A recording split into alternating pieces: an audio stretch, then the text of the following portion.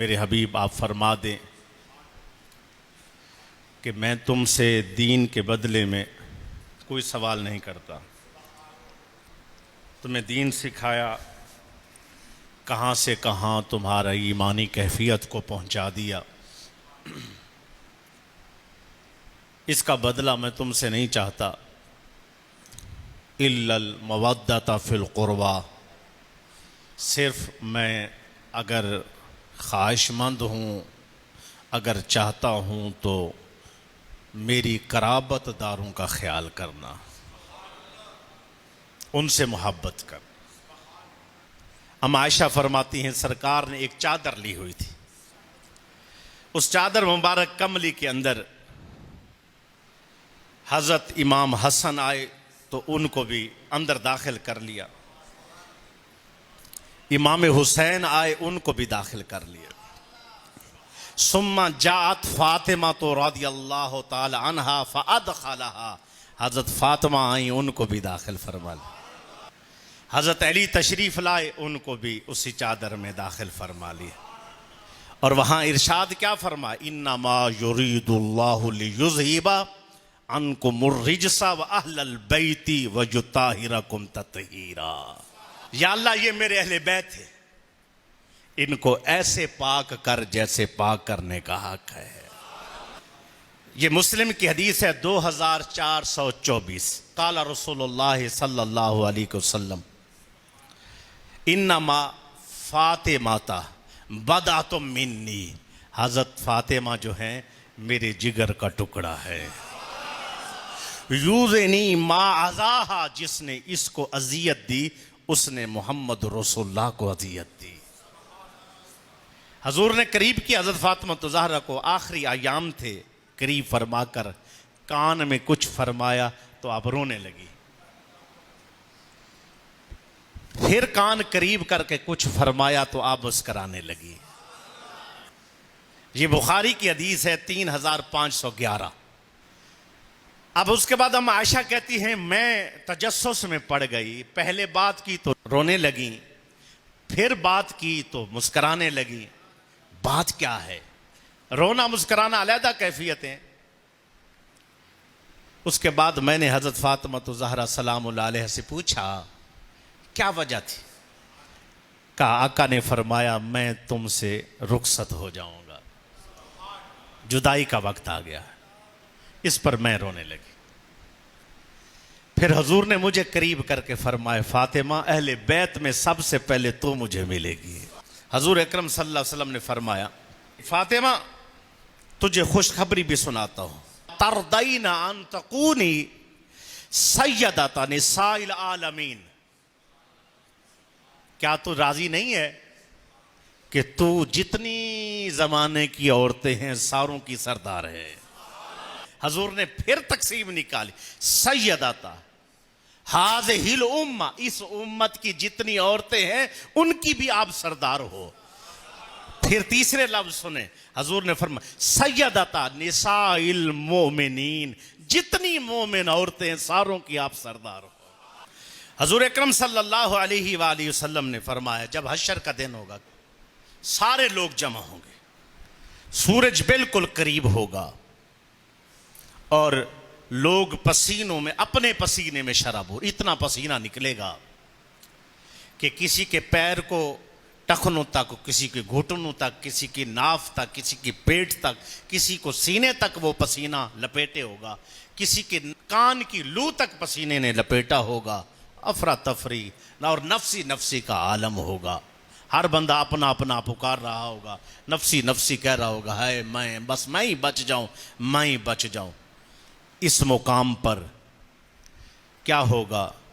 हजूर सल्लल्लाहु फरमाया ये एक आवाज देने वाला आवाज लगाएगा, या अहलल जमे, ऐ जितने अहबाब लोग इकट्ठे हो, जो इज्तिमा है आज, गुद्दू अबसारकुम, अपनी निगाहें झुका लो, अन फातिमा बिनते मुहम्मदिन हत्ता तमुर्रा, आज नबी की बेटी फातिमा यहां से गुजरने लगी है।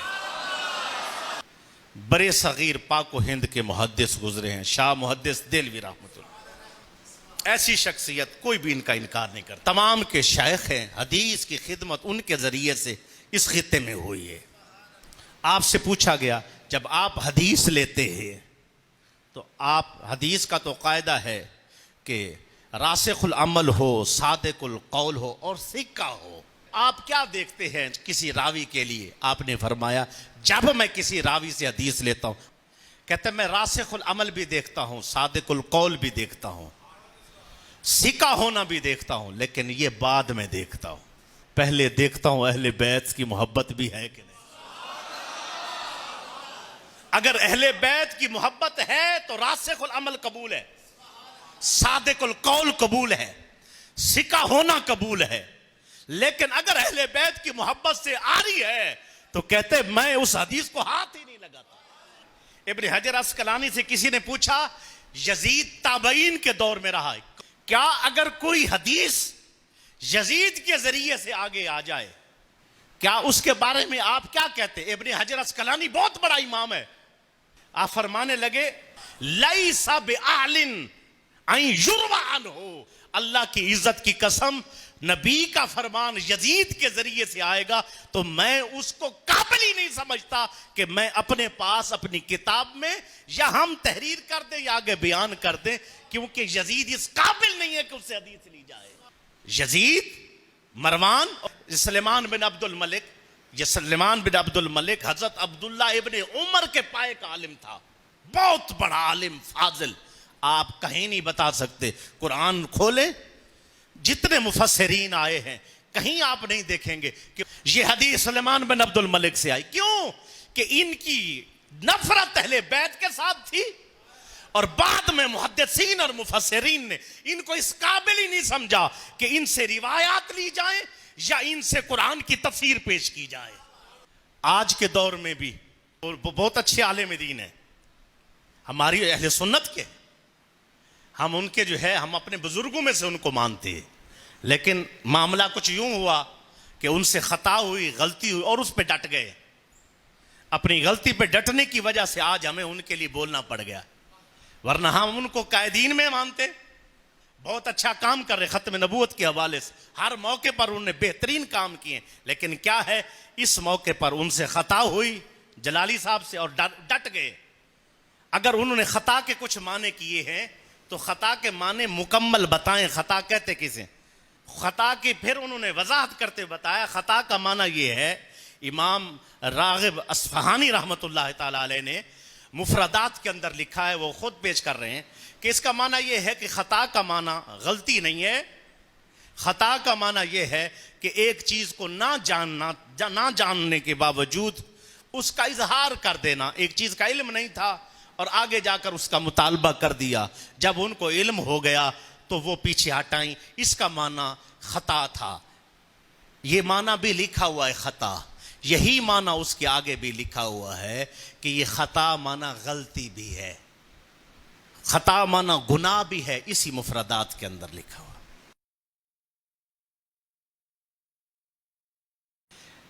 अरबी की किताब है अल-मुंजिद, डिक्शनरी है, इसके अंदर खता का माना पेश किया गया है।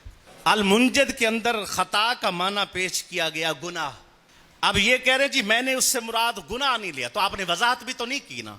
आपने कहा जब वो हजरत सिद्दीक अकबर के पास गई तो खता पर थी, जब मांग रही थी खता पर थी, जब मांग रही थी खता पर थी, जब मांग रही थी खता पर थी। तो आप कहते खता का माना यह है कि ना जानना था, जब आगे गई तो उनको इल्म हो गया, ये नबी की विरासत जो है तकसीम नहीं होती, ये जो है अपने वारसों को नहीं मिलती बल्कि गुरबा में तकसीम हो जाती है, नबी की विरासत इल्म हुआ करती है। इसी तरह लिसानुल अरब के अंदर भी खता का माना गलती शुमार हुआ है, और उसी तरह जो है जितनी भी और लुगत आई है सब के अंदर खता मानी गलती, गुनाह, नक्स के मानी के तौर पर भी आया है। और अल्लाह की नबी की बेटी के लिए इतने बड़े लफ्ज कह देना, जसारत करना कि वो खता की उन्होंने, कमोबेश बंदे को सोचना चाहिए। यहां तो ताजीम के लिए लफ्ज बोलते हुए जो शान के लायक था, हम नीचे वाली कोई बात कर गए तो ईमान का खतरा पड़ जाता है कि हमने उनकी शान के मुताबिक बात ना कर सके। और यहां इतनी बड़ी बात अल्लाह की नबी की बेटी के लिए कह दी आपने। यहां सिर्फ ये नहीं बनती जी, मैं रजू करता हूं, मैं तो अपील करता हूं, कहें जी मुझसे बहुत बड़ी गलती हुई है और मैं माफी चाहता हूं। और फिर कई सेमिनार हजरत फातिमा तो ज़हरा सलामुल्लाह अलैहा की शान में पेश करें, अपील करेंगे। जब तक माफी नहीं मांगते उस वक्त तक इनसे कतई ताल्लुकी की जाए।